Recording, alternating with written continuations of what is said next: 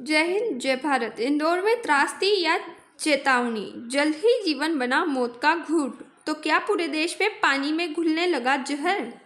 मौत बांटता पानी।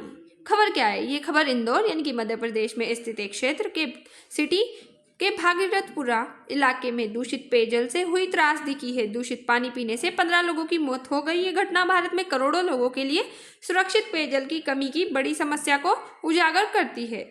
WHO ने चेतावनी दी है कि असुरक्षित पानी से गंभीर बीमारियां फैलती है और लाखों जानें खतरे में हैं।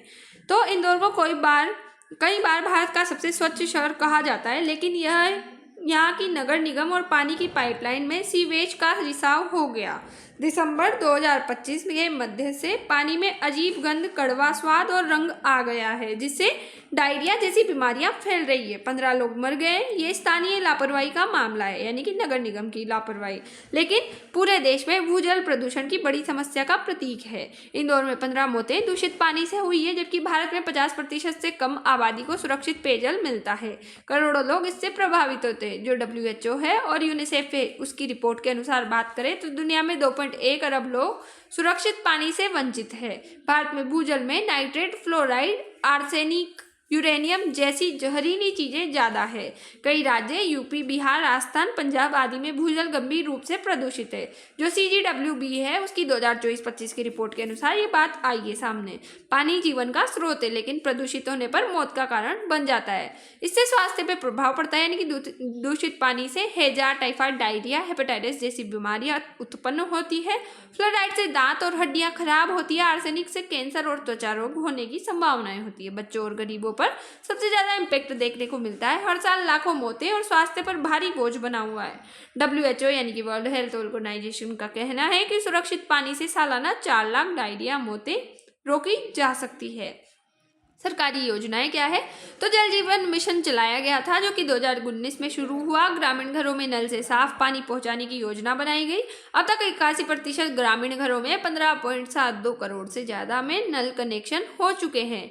इसका लक्ष्य है कि हर घर जल सुरक्षित और नियमित पानी मिलता रहे। जल ही जीवन का नारा इसी से जुड़ा है, लेकिन गुणवत्ता और रखरखाव पर अभी काम बाकी है। संवैधानिक प्रावधान देखें तो भारतीय संविधान में सीधे पेयजल का मौलिक अधिकार नहीं है, लेकिन अनुच्छेद 21 जो कि जीवन का अधिकार बताता है, उसके तहत साफ पानी और स्वच्छता को जीवन का हिस्सा माना जाता है। अनुच्छेद 47 राज्य को जनता के स्वास्थ्य और पोषण स्तर सुधारने की जिम्मेदारी देता है, जो कि नीति निर्देशक सिद्धांतों में स्वच्छ पर्यावरण और सार्वजनिक स्वास्थ्य शामिल है।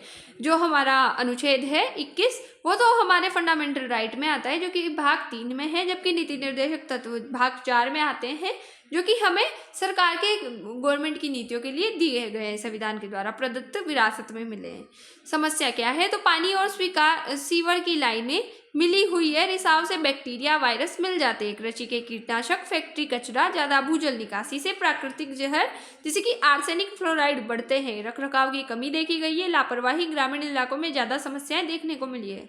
केवल 3% पानी मीठा है, वह भी प्रदूषित हो रहा है। इसका सॉल्यूशन है कि पानी और सीवर लाइनें अलग करें, नियमित जांच और रखरखाव की देखरेख करें, पानी उबालें, फिल्टर करें या क्लोरीन डालें, साफ बर्तनों में स्टोर करें, हाथ धोएं, स्वच्छता रखें।